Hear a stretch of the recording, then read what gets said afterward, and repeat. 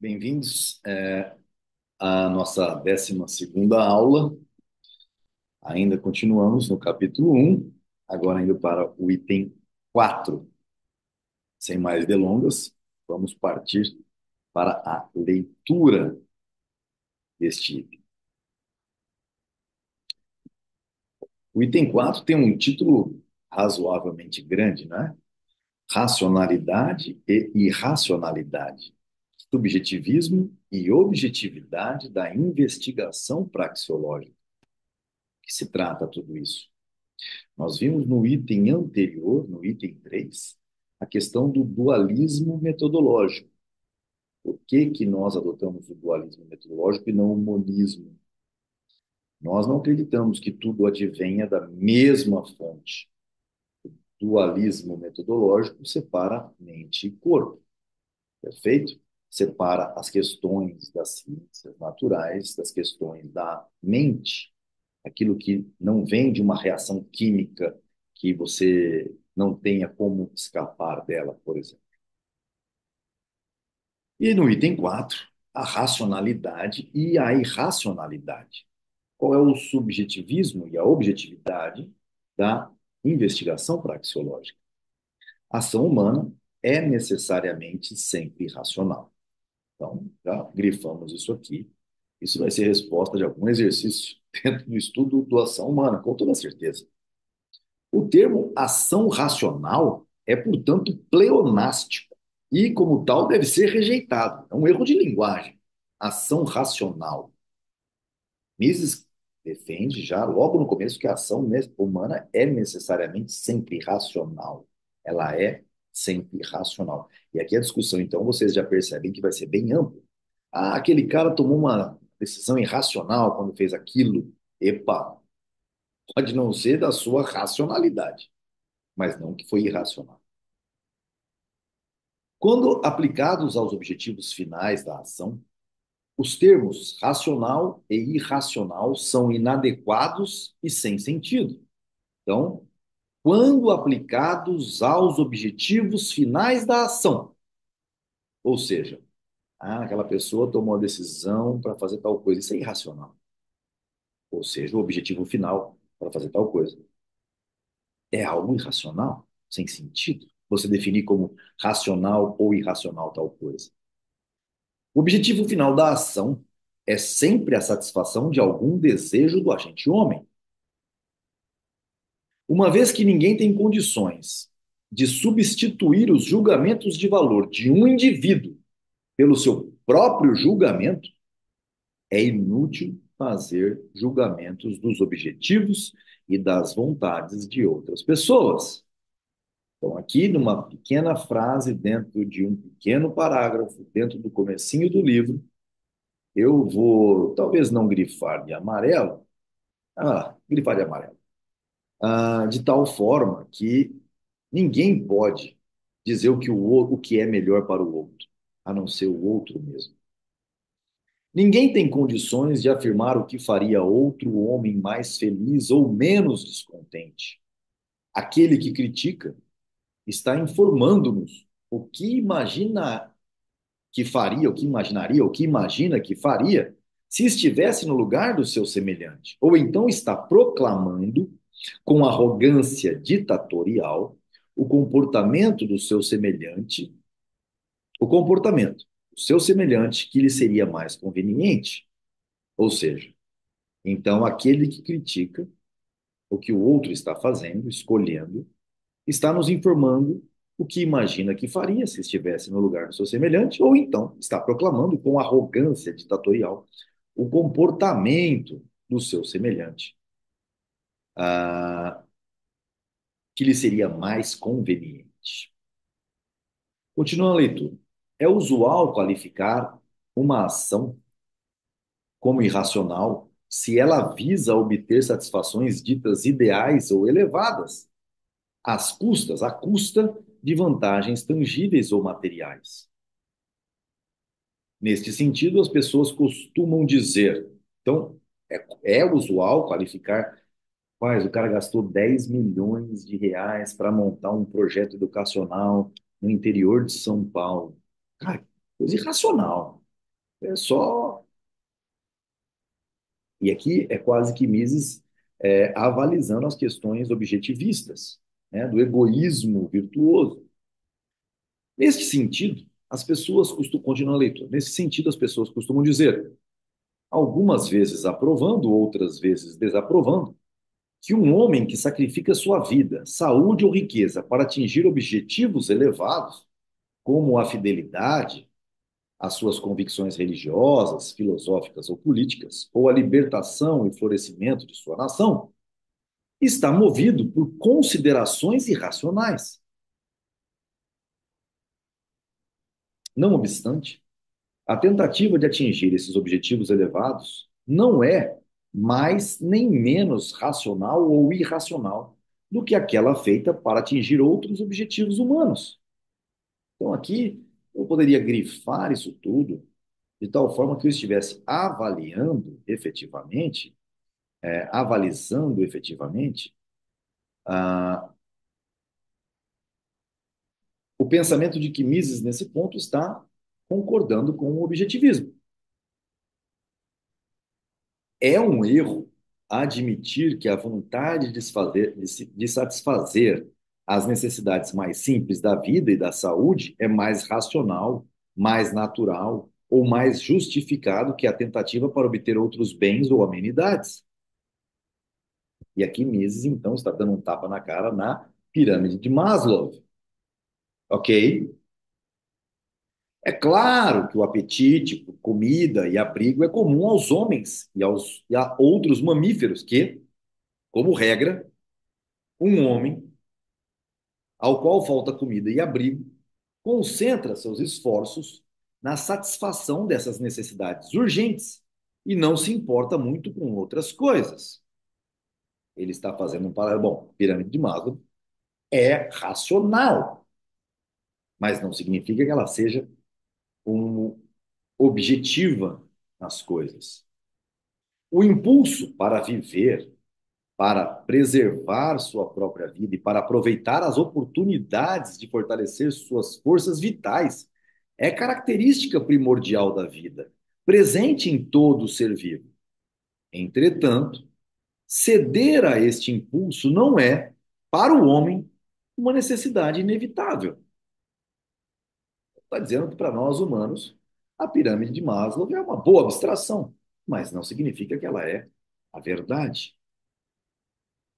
Enquanto todos os animais são incondicionalmente guiados pelo impulso de preservação de sua própria vida e pelo de proliferação, o homem tem o poder de comandar até mesmo esses impulsos. Ele pode controlar tanto seus desejos sexuais como sua vontade de viver. Pode renunciar à sua vida quando as condições de preservá-la parecem insuportáveis. Vou explicar essa questão. O homem é capaz de morrer por uma causa e de suicidar-se.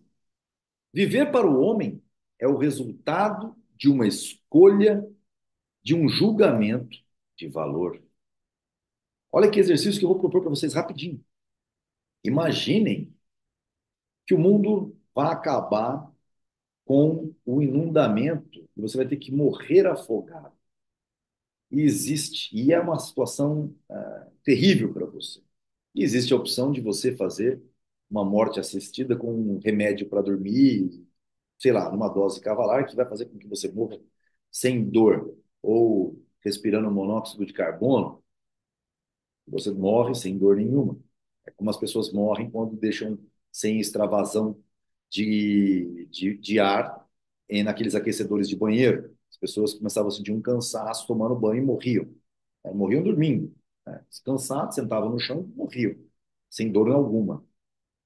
Então, o que Mises está querendo dizer é o seguinte, que para o homem, ele pode renunciar à sua vida quando as condições para preservá-la parecem insuportáveis. Então, continuando a leitura. O mesmo se passa com o desejo de viver com fartura. A simples existência de ascetas, das pessoas que vivem de forma muito simples, e de homens que renunciam a ganhos materiais por amor e fidelidade às suas convicções, à preservação de sua dignidade e respeito próprio, é uma evidência de que a luta por amenidades tangíveis não é inexorável, mas, sobretudo, fruto de uma escolha. Naturalmente, a imensa maioria prefere a vida frente à morte, a riqueza frente à pobreza. É uma arbitrariedade considerar apenas a satisfação das necessidades fisiológicas do organismo como natural e, portanto, racional, e tudo mais como artificial e, portanto, irracional. Isso é uma coisa de socialista. O traço característico da natureza humana é o de buscar não apenas comida, abrigo e coabitação, como outros animais, mas também o de buscar outros tipos de satisfação.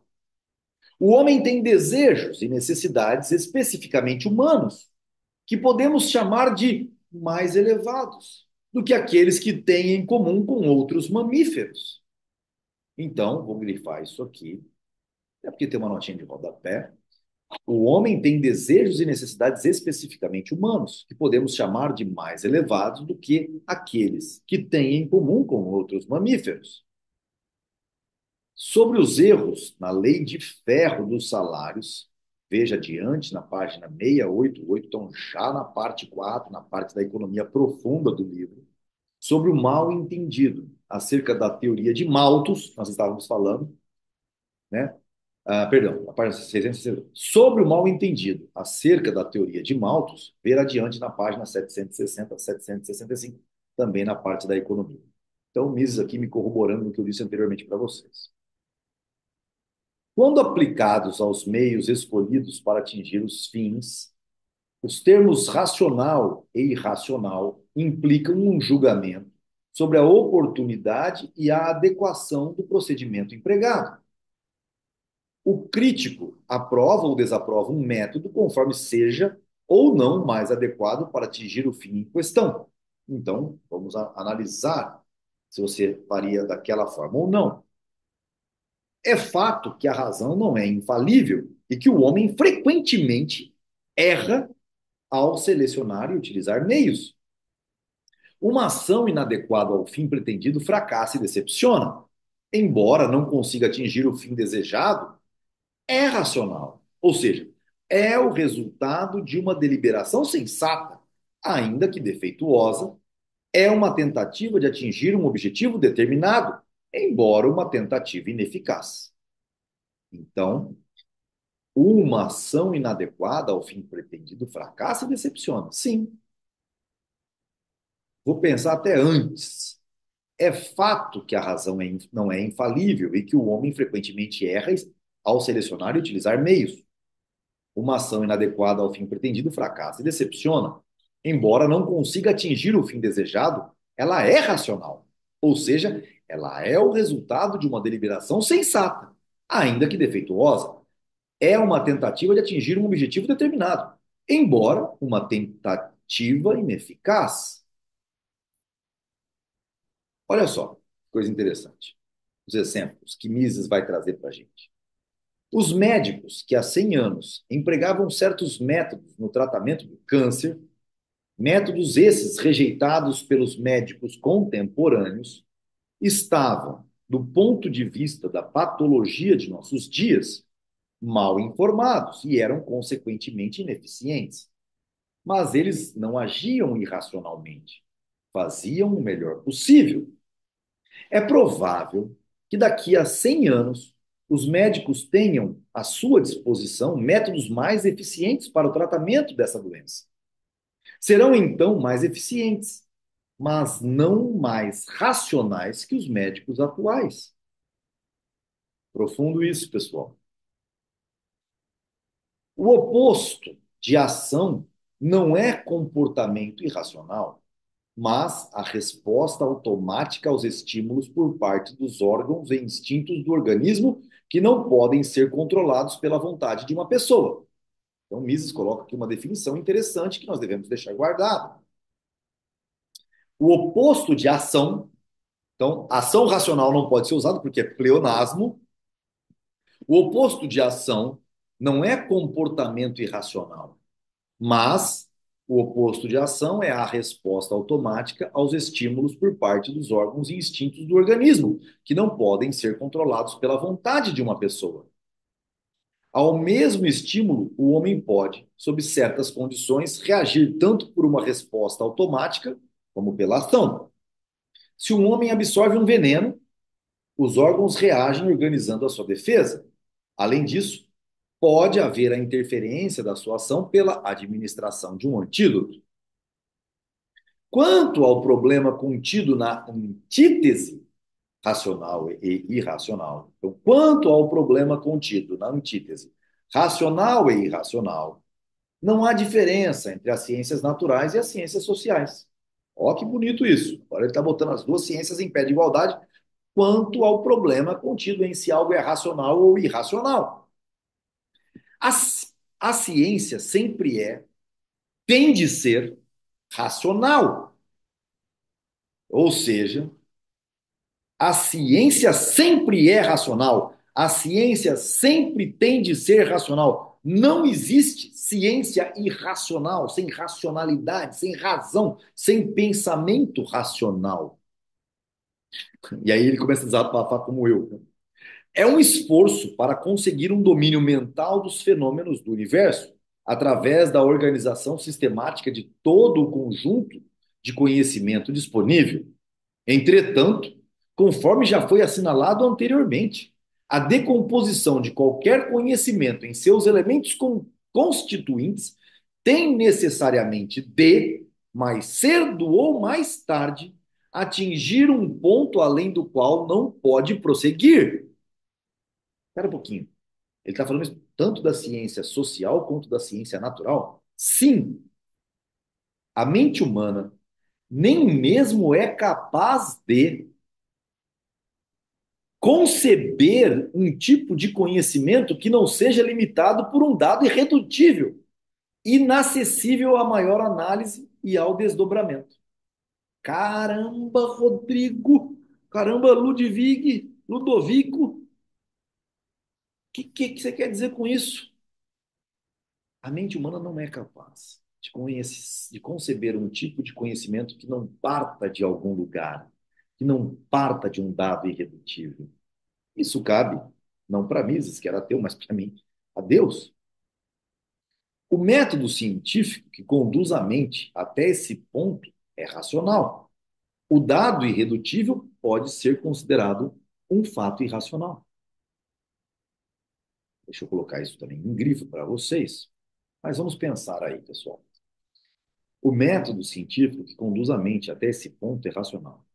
Quando nós fazemos cálculos extremamente avançados, nós usamos conceitos que temos que ir buscando de onde parte. E a gente parte do zero, um da unidade, que vira um mais um são dois, e daí parte toda a álgebra, todo o cálculo, tudo. Mas é justamente o zero e o um que são algo irredutíveis. São fatos irracionais. Assumimos. Um é um. Não, um é uma maçã. Não, você já está fazendo correlações para dizer tautologias. Um é um dado irredutível, a unidade é um dado irredutível. A partir dela, criamos conhecimentos gigantescos. Tem até uma passagem de O Pequeno Gênio, né? Aquele The Big Bang Theory. Eu não me lembro o nome do programa quando é ele novo, o Sheldon, né? Até a musiquinha I am the mighty little man. Eu sou o poderoso pequeno homem, então, por conta de ser um gênio. E tem dentro dos episódios em que ele entra num problema que ele se confunde com relação ao zero. Então, se zero é nada, zero não é o que é. A mesma coisa valeria para a unidade em si mesma. É um fato irracional, mas é um dado irredutível. Tá certo, pessoal? Mas é legal essas sériezinhas que talvez a maioria das pessoas não consigam entender a profundidade de uma análise dessa, mas que fica lá o conceito de alguma forma na cabeça da pessoa. É moda nos dias de hoje criticar as ciências sociais por serem meramente racionais. A objeção ah, mais frequentemente levantada contra a economia é a de que ela negligencia a irracional. Então, você vê, a gente leva a pedrada das ciências naturais, às vezes reclamando que nós não usamos as questões matemáticas e tudo mais, querendo nos considerar meio que irracionais. Por outro lado, levamos pedrada também do outro lado, daqueles que acham que somos muito racionais e, portanto, não temos sentimentos. A objeção mais frequentemente levantada contra a economia é de que ela negligencia a irracionalidade da vida e da realidade e tenta confinar a variedade infinita de fenômenos em áridos esquemas racionais ou em abstrações insípidas. Nenhuma censura podia ser mais absurda. Isso também, de vez em quando, já dá uma chapuletada. Como todo ramo do conhecimento, a economia vai até onde pode ser conduzida por métodos racionais. Em determinado momento, para reconhecendo o fato de que está diante de um dado irredutível, deveria até ter uma vírgula aqui, tá? Em determinado momento, vírgula, para reconhecendo o fato de que está diante de um dado irredutível, isto é, diante de um fenômeno que não pode ser mais desdobrado ou analisado, pelo menos no presente estágio do nosso conhecimento. Então, como todo ramo do conhecimento, a economia vai até onde pode ser conduzida por métodos racionais. Em determinado momento, perdão, em determinado momento, para, reconhecendo o fato de que está diante de um dado irredutível. Então, ela para, não é um para de preposição, perdão. Isto é, está diante de um fenômeno que não pode ser mais desdobrado ou analisado, pelo menos no presente estágio do nosso conhecimento. Vamos lá ver a nota de rodapé. Veremos mais adiante, na página 77 e 78, estão logo aqui no começo do livro, como as ciências sociais empíricas lidam com o dado irredutível. Vamos entender nessa hora o que são as ciências sociais empíricas. Os ensinamentos da praxeologia e da economia são válidos para qualquer ação humana, independentemente de seus motivos, causas ou objetivos subjacentes. Os julgamentos finais de valor e os objetivos finais da ação humana são dados para qualquer tipo de investigação científica. Não são passíveis de maior análise. A praxeologia lida com os meios e recursos escolhidos para a obtenção de tais objetivos finais. Seu objeto de estudo são os meios, não os fins. Então, isso aqui é importante que farmos de cabo a rabo, porque aqui é um ponto importantíssimo de entendimento para se guardar na mente. Os ensinamentos da praxeologia e da economia, que está contida na praxeologia, são válidos para qualquer ação humana, independentemente de seus motivos, causas ou objetivos subjacentes. Os julgamentos finais de valor e os objetivos finais da ação humana são dados para qualquer tipo de investigação científica. Não são passíveis de maior análise. Então, os julgamentos finais de valor e os objetivos finais da ação humana são dados, tá certo? Não são passíveis de maior análise. Não tem julgamento de valor nisso aí. Por quê? Porque a praxeologia lida com os meios e recursos escolhidos para a obtenção de tais objetivos finais. Então, não lida com os objetivos finais, mas lida com os meios, com os recursos escolhidos para a obtenção de tais objetivos finais. Então, tais objetivos finais são o quê? São dados. Seu objeto de estudo são os meios, não os fins. É neste sentido que nos referimos ao subjetivismo da ciência geral da ação humana. É neste sentido que nos referimos ao subjetivismo da ciência geral da ação humana. Lembra como é que chama a nossa moderna economia subjetivista? Pois bem, esta ciência considera os objetivos finais escolhidos pelo agente homem como dados Nós lemos acima, marcamos. É inteiramente neutra em relação a eles e se abstém de fazer julgamentos de valor. O único padrão que utiliza é o de procurar saber se os meios escolhidos para a obtenção dos fins pretendidos são ou não os mais adequados. Então, qual que é o escopo nosso? O único padrão que utiliza a praxeologia é o de procurar saber se os meios escolhidos para a obtenção dos fins pretendidos são ou não os mais adequados. Aumentar, diminuir a taxa de juros artificialmente para que as pessoas gastem mais. Nós não queremos discutir se os fins pretendidos, nós não vamos colocar questões de valor nisso, mesmo sabendo que isso não vai resultar em algo bom. Por quê? Porque para nós sabemos que esse padrão, o padrão desses meios escolhidos para fazer com que a sociedade prospere, não é fazendo com que as pessoas gastem absurdamente, sim que elas poupem mais do que gastem. Volto a pedir para que vocês assistam a minha palestra lá de 2 horas, no começo de toda essa sequência aqui, porque ela faz uma abstração geral. E a gente fala muito sobre a taça, que nós vamos ver com profundidade, obviamente, nesta obra. Se o hegemonismo fala em felicidade, se o utilitarismo e a economia falam em utilidade, devemos interpretar estes termos subjetivamente como sendo aquilo que o agente homem procura obter, porque, a seu juízo, considera desejável. Não vou grifar, mas vou ler novamente. Se o eudemonismo fala em felicidade, se o utilitarismo e a economia falam em utilidade, devemos interpretar estes termos subjetivamente, como sendo aquilo que o agente homem procura obter, porque, a seu juízo, considera desejável. É neste formalismo que consiste o progresso do significado moderno do eudemonismo, do hedonismo e do utilitarismo, contrapondo-se ao seu antigo significado materialista, bem como o progresso da moderna teoria subjetivista de valor, que contrasta com a teoria objetivista de valor, como é interpretada pela economia política clássica. E aqui eu vou grifar, quero grifar até de uma outra cor, vou grifar de azul, porque este é o primeiro momento em que Mises dá este nome, efetivamente.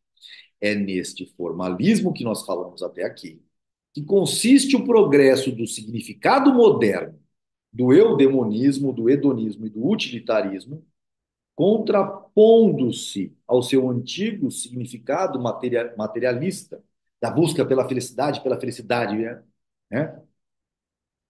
Bem como, aqui é a parte importante, o progresso da moderna teoria subjetivista de valor, que contrasta com a teoria objetivista de valor, como é interpretada pela economia política clássica. Ao mesmo tempo, é nesse subjetivismo que se assenta a objetividade da nossa ciência. Aqui deixo em amarelo, porque parece que é uma abstração muito louca. Ao mesmo tempo, é nesse subjetivismo que se assenta a objetividade da nossa ciência. A nossa ciência é objetiva, ela é objetiva, mas ela se baseia em axiomas de que há uma subjetividade nas coisas e na escolha humana, justamente porque é o que nós falamos do dualismo metodológico, onde existem as coisas físicas e existem as coisas da mente humana. Por ser subjetivista e considerar os julgamentos de valor do agente homem como dados irredutíveis, não passíveis de qualquer outro exame crítico, coloca-se acima de disputas de partidos e facções. É indiferente aos conflitos de todas as escolas de dogmatismo ou doutrinas éticas. É livre de valorações e de ideais ou julgamentos preconcebidos. É universalmente válida. e absoluta e simplesmente humana. Aqui grifo em amarelo e explicarei o porquê também. Por ser subjetivista e considerar os julgamentos de valor do agente homem como dados irredutíveis, não passíveis de qualquer outro exame crítico, dados irredutíveis são por si só fatos irracionais. Lembra? Zero, um, são coisas que são dadas. Então, por ser subjetivista e considerar os julgamentos de valor do agente homem, que são subjetivos, como dados irredutíveis, coloca-se acima, e aqui é importante, porque eu vou explicar por que a filosofia liberal, diferente da economia liberal minarquista, a economia subjetivista moderna, isso que Mises explica, que daí nasce essa filosofia liberal, minarquista, está baseado no que nós estamos lendo aqui. Então, eu vou deixar todo esse último parágrafo grifado, porque merece toda uma atenção. Por ser subjetivista e considerar os julgamentos de valor do agente homem como dados irredutíveis, não passíveis de qualquer outro exame crítico, coloca-se acima de disputas de partidos e facções. Não há disputa entre se você pensa assim ou pensa assado. Nós estamos falando de ciência, de coisa lógica. Portanto, é indiferente aos conflitos de todas as escolas de dogmatismo ou doutrinas éticas. Aqui, para os meus amigos conservadores, meus amigos não só conservadores, mas melhoristas, e todos os modelos de pessoas, progressistas, o que seja, nós estamos acima de vocês, quer gostem, quer não. Nós estamos falando de ciência, não de achismo humano, não de filosofia baseada em pensamentos humanos. A filosofia liberal, como Mises coloca, por isso que eu chamo ele de um dos maiores filósofos da humanidade, um dos maiores, porque ele não fez uma filosofia baseada em acho, penso que, não. É uma filosofia que nasce, e a única que nasce de uma ciência efetivamente falando. É livre de valorações e de ideias ou julgamentos preconcebidos. É universalmente válida e absoluta e simplesmente humana. E assim terminamos mais esta aula. Gratidão, uma aula cumprida, pesada, pesada sim, não vou dizer que não é pesada, é uma aula densa, então isso prova que você deve voltar lá para o comecinho dela, não assistir na uma vez e meia na velocidade, assistir com calma e lendo, vendo, né, olhando para o seu livro, lendo junto comigo, de tal forma que isso fique na sua cabeça. Combinado? Então, até a nossa próxima aula, que acho já será o item 5, se não me falha a memória. Até lá!